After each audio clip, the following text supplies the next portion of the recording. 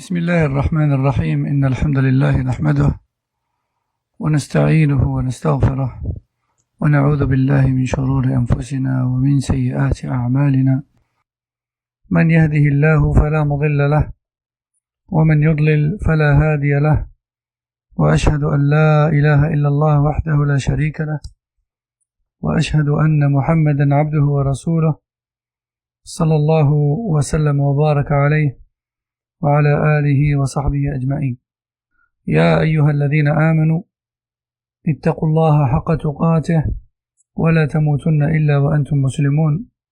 يا أيها الناس اتقوا ربكم الذي خلقكم من نفس واحدة وخلق منها زوجها وبث منهما رجالا كثيرا ونساء، واتقوا الله الذي تساءلون به والأرحام إن الله كان عليكم رقيبا.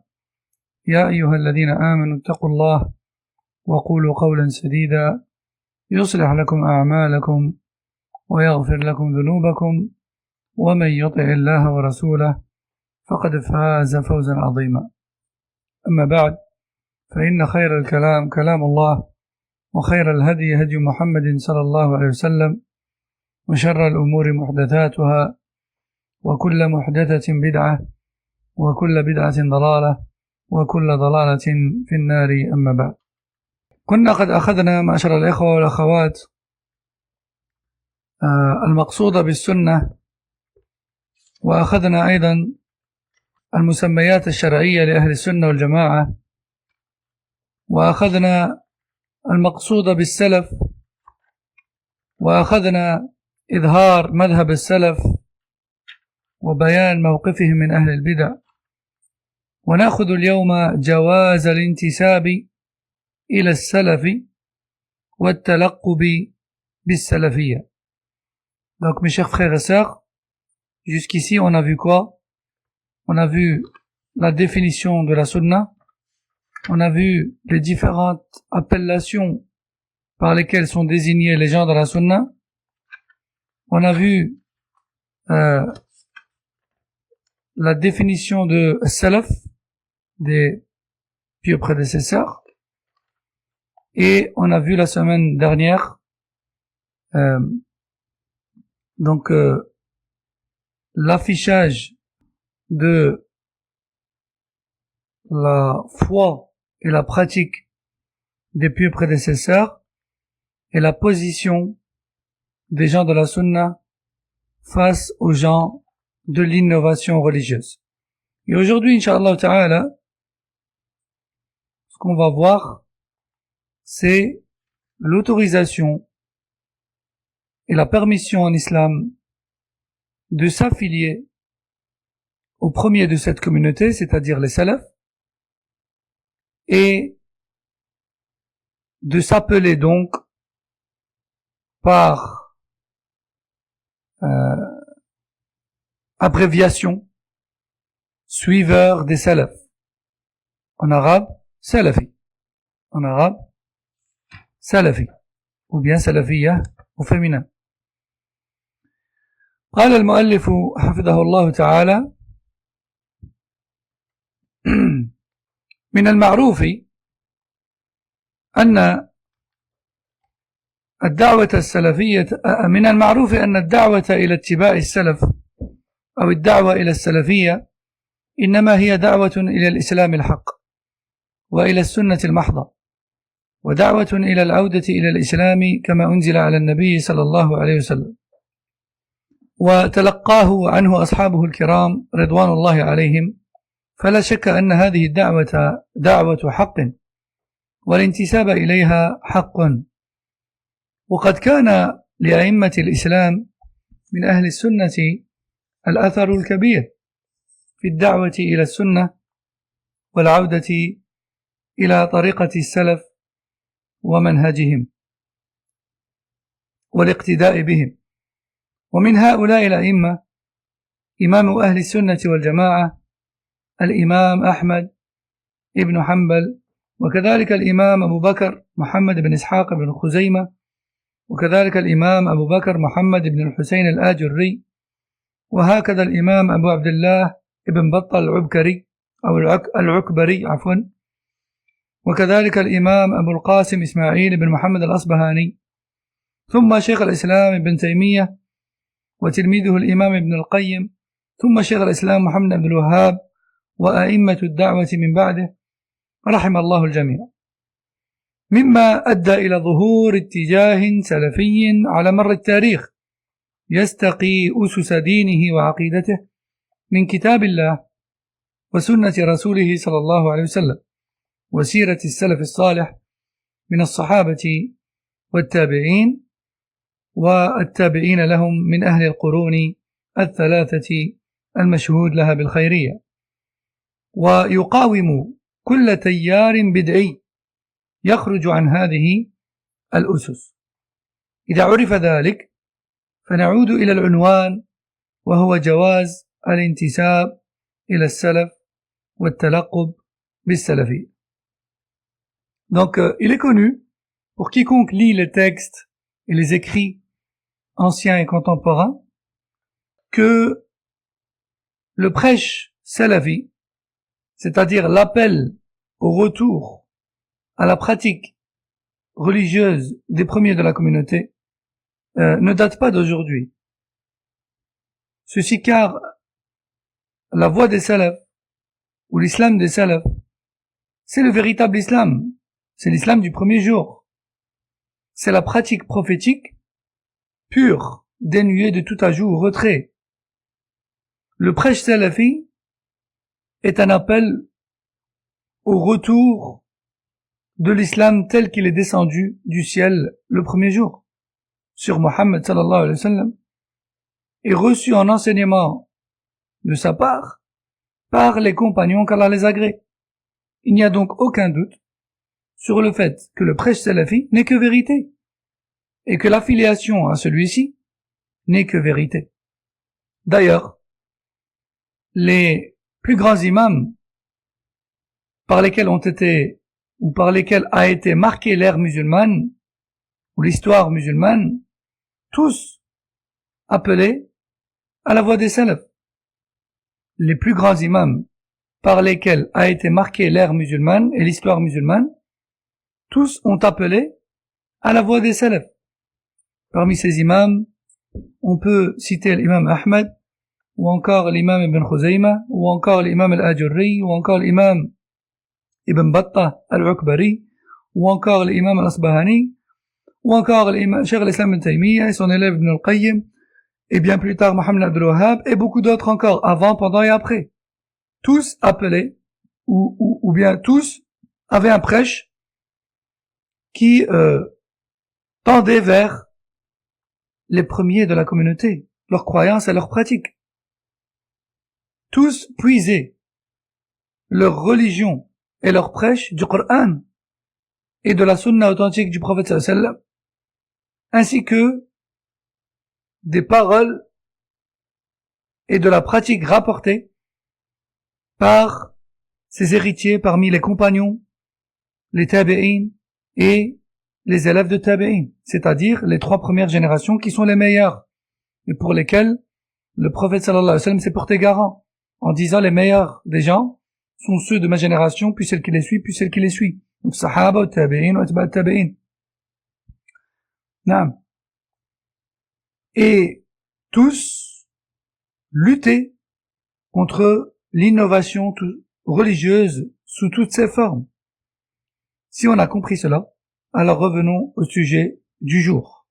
L'autorisation ou la permission en islam de s'affilier à la voie des salafs et de s'appeler suiveur des salafs, et en abréviation, ça donne salafi, tout simplement. نعم.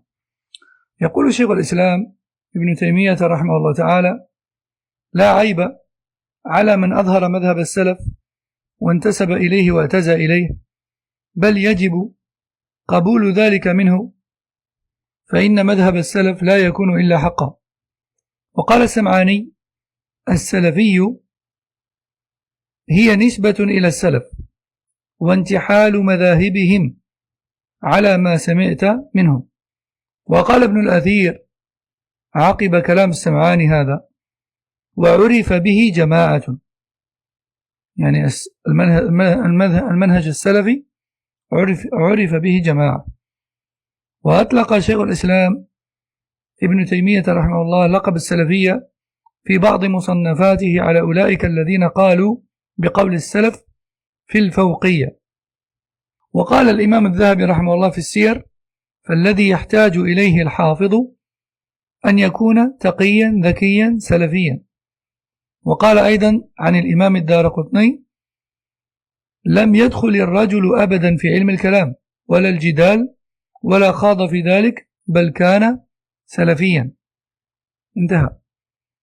قال المؤلف حفظه الله: قلت: وفي عصرنا الحاضر أطلق هذه النسبة وهذا اللقب علماء أفاضل عرفوا بالتمسك بالسنة والذب عنها، كالشيخ عبد الرحمن المعلمي في كتابه القائد إلى تصحيح العقائد، والشيخ الإمام العالم القدوة عبد العزيز بن عبد الله بن باز رحمه الله في رسالته تنبيهات هامة على ما كتبه محمد بن علي الصابوني في صفات الله عز وجل.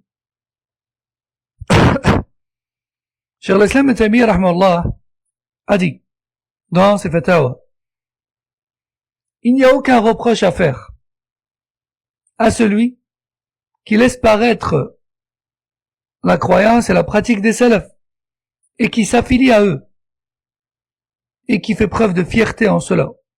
Plutôt, il nous est obligatoire d'accepter cela de lui, car la voix des salafs ne peut être que vérité. Fin de citation. Elle ne peut être que vérité car elle est garantie par Allah et son messager. Alayhi salatu salam. Je rappelle qu'Allah dit dans le Coran: les premiers parmi les musulmans de la Mecque et de Médine, ainsi que ceux qui les ont suivis à la perfection. Allah a agréé d'eux, ils ont agréé de lui, il a préparé pour eux des jardins sur lesquels coulent des ruisseaux. Ils y seront éternellement, et voici donc la grande réussite.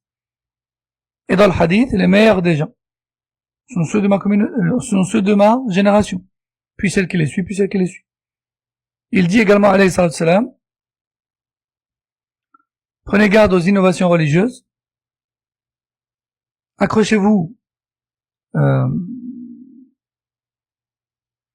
il a dit alayhi salatu salam: quiconque parmi vous, celui parmi vous qui vivra longtemps, verra. Celui parmi vous qui vivra, verra beaucoup de divergences au sein de ma communauté. Accrochez-vous donc à ma pratique, qui est également celle de mes califes, bien guidés. Accrochez-vous-y avec les molaires, et prenez garde aux innovations religieuses. Donc, la croyance et la pratique des premiers, elle nous est garantie. Elle est garantie. Il n'y a pas d'erreur dedans. C'est pour ça que Cheikh l'Islam Ibn Taymiyyah rahmallah dit: il n'y a aucun reproche à faire à celui qui laisse paraître la voie des salafs et qui s'y affilie et qui fait preuve de fierté en cela, puisque la voie des salafs ne peut être que vérité. Elle est garantie. Il y a 0% de probabilité d'erreur dedans. En tout cas, de ce qui est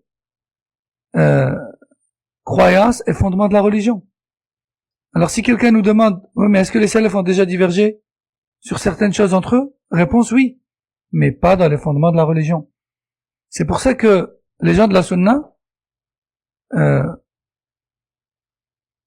ne considèrent égaré que celui qui contredit l'une des choses sur lesquelles les trois premières générations étaient unanimes sans divergence, malgré les preuves qui lui sont établies. Mais si la divergence elle est dans autre chose que cela, alors bien sûr les gens de la sunna ne le considèrent pas comme égaré. Non.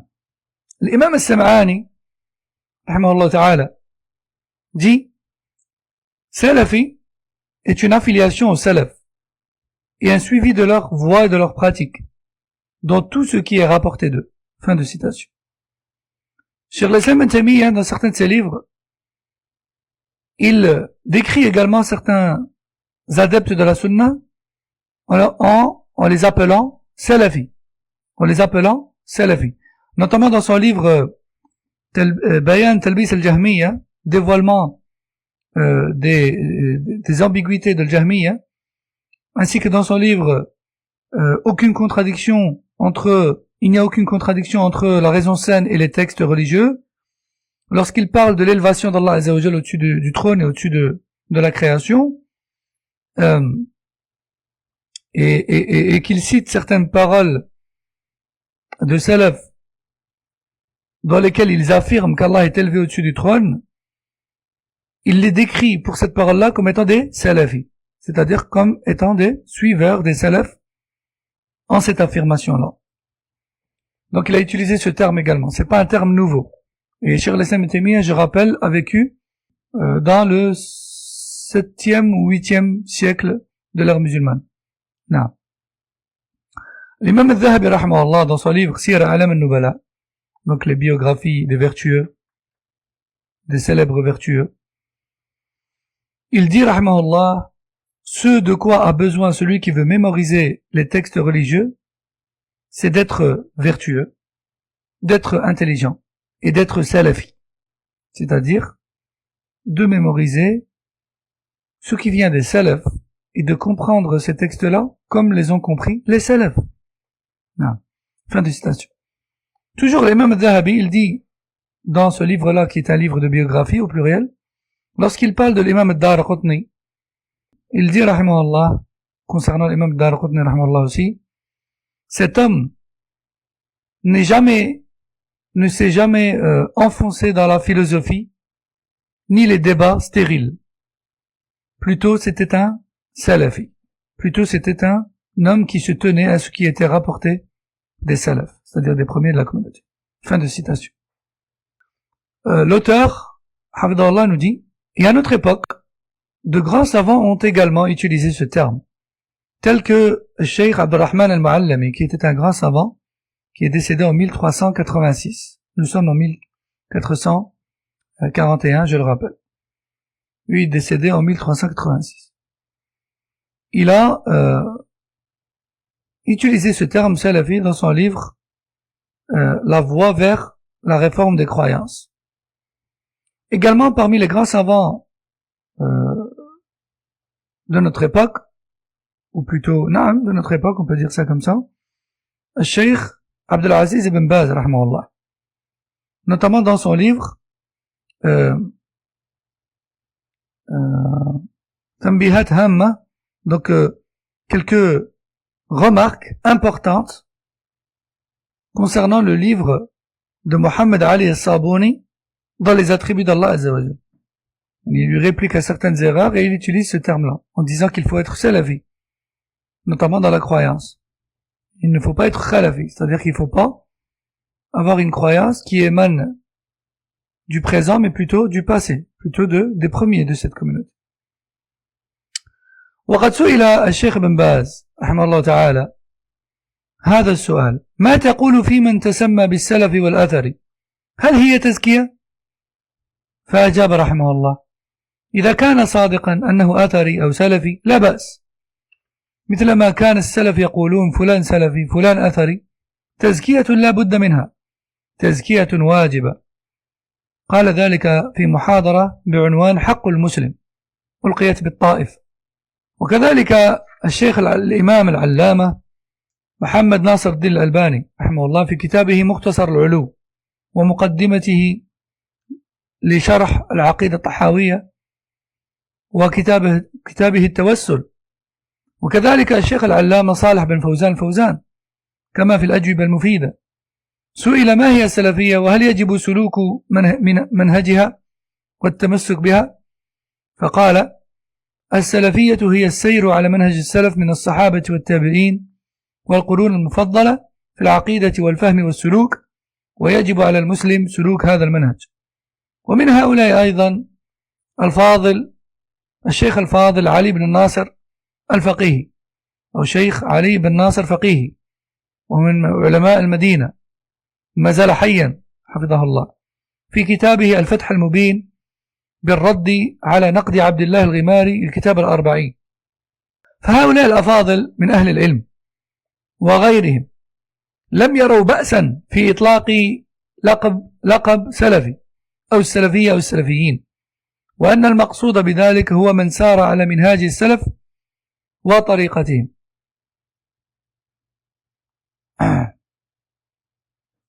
وقد عد بعض الكتاب المحدثين أو المحدثين ممن كتب في المذاهب الإسلامية، عد السلفيين أتباعا لمن سبقهم من الأئمة طائفة مميزة عرفت بهذا الاسم كمحمد أبي زهرة ومصطفى الشكعة ومحمد بن سعيد البوطي وغيرهم، وعدوها طائفة مميزة وعرفت بهذا الاسم. وقد أشاروا إلى التطور التاريخي لمسيرة هذه الطائفة، وأنها امتداد لمدرسة أحمد بن حنبل تجددت على عهد ابن تيمية ومحمد بن عبد الوهاب، وزعموا أن السلفيين هم الذين أطلقوا على أنفسهم هذا اللقب. ومنهم من يعد المذهب السلفي مرحلة زمنية لا مذهب إسلامي كالدكتور محمد سعيد رمضان البوطي. وسواء صح أن دعاة العودة إلى مذهب السلف هم الذين أطلقوا على أنفسهم هذا اللقب أم أطلقه عليهم غيرهم ثم عرفوا به، فإنه لم يعرف من الأئمة المتقدمين من أهل السنة أو من تبعهم على منهجهم إلى عصرنا الحاضر من أنكر عليهم ذلك أو اعترض على إطلاق هذا اللقب عليهم. وأقل ما يقال في جواز التلقب بذلك والانتساب إليه أنه اصطلاح ولا مشاحة في الاصطلاح، يعني أن العبرة بالحقائق لا بالأسماء، وما دل عليه هذا الاسم في الأصل فهو إنما مذهب خير صالح، مذهب الحق. ثم إن العبرة بالحقائق والمعاني وليست بالألفاظ كما ذكرنا، وقد تقدم من المعاني ما يدل على أن المقصود بذلك هو من سار على منهج السلف الصالح واتبع طريقتهم، فلا يكون هناك أدنى فرق بين التسمي بالسلفية أو بأهل السنة كما تقدم. Enfin, Cheikh Ben Baz rahimahullah a été questionné comme suite: que dis-tu de celui qui se nomme Salafi ou bien Athari? Est-ce considéré comme une manière de se vanter ou de se mettre en valeur à tort? Et Cheikh Ben Baz rahimahullah de répondre: si cette personne est véridique, si elle est vraiment salafiyya, si elle suit vraiment les premiers dans sa religiosité, alors il n'y a aucun mal en cela. Car les salafs eux-mêmes le faisaient en disant telle ou telle personne est salafiyya ou telle personne est athariyya. Et dans certains cas, bien que cela soit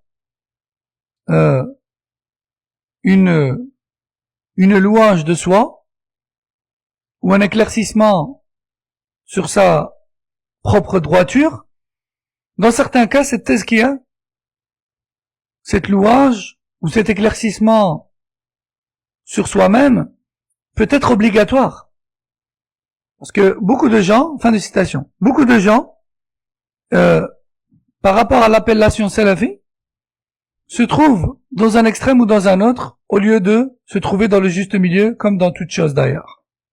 Alors, ceux qui ne supportent pas ce mot utilisent par exemple des paroles de savants salafis, comme Cheikh Al-Fawzan, qui blâment le fait de le dire. Cheikh Al-Fawzan ou bien Cheikh Mohammed Aman Al-Jami. Et ceux qui veulent à tout prix le revendiquer à tout va et dans toutes les occasions, haut et fort, que cela soit le bon moment ou non, qu'il est le bon interlocuteur ou non, que cela soit sage ou non de le dire à ce moment-là et à cet endroit-là, eux, ils vont avancer des paroles d'autres savants dans lesquels ils appuient sur l'importance de le revendiquer. Alors qu'en réalité, il est tout à fait possible de concilier entre les deux paroles. Les ulama ne disent pas qu'il faut le dire à tout va, tout comme ils ne disent pas non plus qu'il ne faut jamais le dire, qu'on est salafi.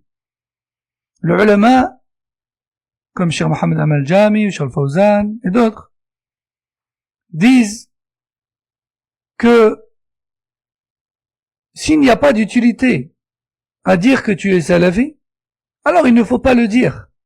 Remercie Allah d'avoir fait de toi une personne qui suit les premiers et tiens-toi à cela.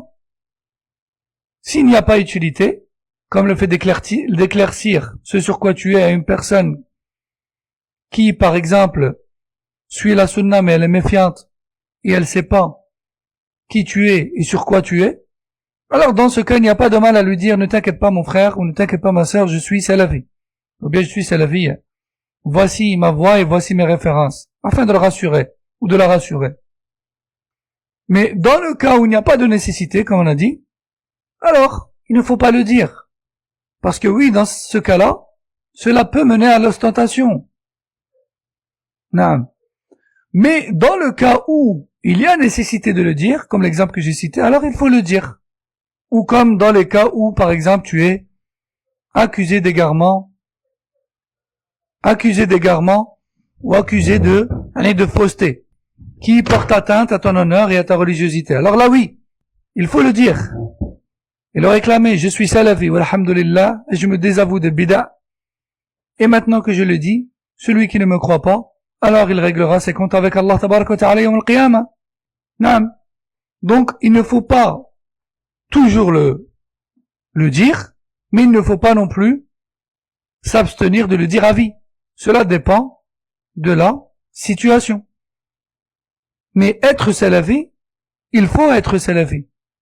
Le musulman n'a pas d'autre choix que d'être salafi, puisque l'islam est descendu du ciel bien avant notre ère. Et la manière de pratiquer le tawhid, la dernière manière de pratiquer le tawhid est celle révélée à Mohammed sallallahu alayhi wa sallam et enseignée à ses compagnons. Donc on n'a pas d'autre choix que de suivre les salafs, qui sont le prophète sallallahu alayhi wa sallam et ses compagnons en cela. Donc être salafi, oui, il faut être salafi. Mais il faut distinguer entre être salafi et se désigner verbalement à l'écoute de tous comme étant salafi. Être salafi, il faut l'être, il n'y a pas de doute. Mais le dire, ça dépend des contextes. Ça dépend des contextes. Non, beaucoup de personnes confondent entre les deux. Oui, mais il a dit que il faut pas le dire. Oui, mais il a dit que il faut le dire. Oui, mais il a dit que... Taïb, commençons par le commencement. Êtes-vous d'accord sur le fait qu'il faut être salafi, qu'il faut suivre le Coran ou le Sunna avec la compréhension des salafs, et qu'il faut être sur tout ce sur quoi étaient unanimes les salafs, et qu'il faut suivre les règles mises en place par les salafs tirées du Coran ou du Sunna, et qu'il faut respecter les références de la Sunna parmi les salafs. Êtes-vous d'accord sur tout ça? Oui. Alors dans ce cas, alhamdulillah, vous êtes d'accord sur le fond. Votre divergence, elle est juste dans comment on dit, dans l'appellation juste. Là, il faut vous mettre d'accord. Est-ce qu'il rejette totalement l'appellation? Ou est-ce qu'il la rejette lorsqu'il n'y a pas de nécessité à la citer? Beaucoup de gens se disputent sur ce sujet-là alors qu'il n'y a pas franchement aucune utilité en cela. C'est une dispute, il y a un stérile, qui n'apporte aucun bien et qui au final nous détourne de l'essentiel. Wallahu al-musta'an. Taïb, je reviens et je dis. Donc, Cheikh Abdeslam Suhaimi Hafidahullah continue à citer des savants qui ont utilisé ce terme, qui l'ont tout à fait validé parmi les contemporains, cette fois-ci. Cheikh Mohammed Nasr ad-Din al-Albani rahimahullah, notamment dans son livre Le résumé de l'élévation d'Allah, qui est à la base un livre de l'imam al-Dhahabi, mais que lui a résumé. Ou encore, dans l'introduction de l'explication de Tahawiyya, de Cheikh al-Albani aussi. Ou encore, dans son livre Tawassul. Tawassul, les moyens intermédiaires permettant de se rapprocher d'Allah tabaraka wa ta'ala, Cheikh al-Albani. Donc dans tous ces livres-là, Cheikh al-Albani stipule clairement le terme salafi, en faisant référence à quiconque suit la croyance et la pratique des premiers de la communauté musulmane, qui sont les salafs. Aussi, Cheikh Salih al-Fawzan, hafidahullah, notamment dans son livre Les réponses bénéfiques, l'Ajub al-Mufid, page 103, il est questionné comme suite. Qu'est-ce que la salafiyya? Et est-il obligatoire de suivre la voie de la salafiyya et de s'y accrocher? Réponse. La salafiyya n'est autre que la voie des salafs, les premiers parmi les compagnons, leurs élèves et les élèves de leurs élèves, c'est-à-dire les 3 premières générations qui sont les meilleures. autant sur le plan de la croyance que de la compréhension que du comportement. Le musulman se doit donc de suivre cette voie. Fin de citation. Parmi les savants de notre époque aussi, un savant qui est d'ailleurs encore vivant, qui fait partie des grands savants de Médine, Cheikh Ali Nasr Faqihi, notamment dans son livre Al-Fath al-Mubin bil-Raddi ala Naqdi Abdillah al-Ghimari Kitab al-Arba'in. C'est une réplique que le Cheikh a fait à une personne qui s'appelle Abdullah al-Ghimari, qui avait écrit un livre qui s'appelle Al-Arba'in, dans lequel il a commis certaines erreurs, et le Cheikh Ali Nasr Faqihi lui réplique, et il utilise ce terme salafi, en précisant bien qu'il faut être salafi. Donc tous ces savants, ces nobles savants, et d'autres encore, ont utilisé ce terme salafi, et l'ont tout à fait validé. Il n'y a donc aucun mal à s'appeler salafi, ou bien salafiyya, ou bien salafiyin, car la seule chose visée par ce nom, à la base, et c'est le seul sens d'ailleurs, légiféré, c'est la croyance et la pratique des premiers musulmans. Non. Et certains écrivains, dits écrivains musulmans, ont prétendu que la salafiyya n'est autre qu'un mouvement islamique qui a été fondé par certains savants à une certaine époque, qui sont Cheikh al-Islam l'imam Ahmad, et puis cela a été renouvelé par Ibn Taymiyyah, et puis ensuite renouvelé par Muhammad ibn Abdul Wahhab. Donc eux, ils disent que la salafiyya, elle date de l'imam Ahmad, et non pas du prophète sallallahu alayhi wa sallam et ses compagnons.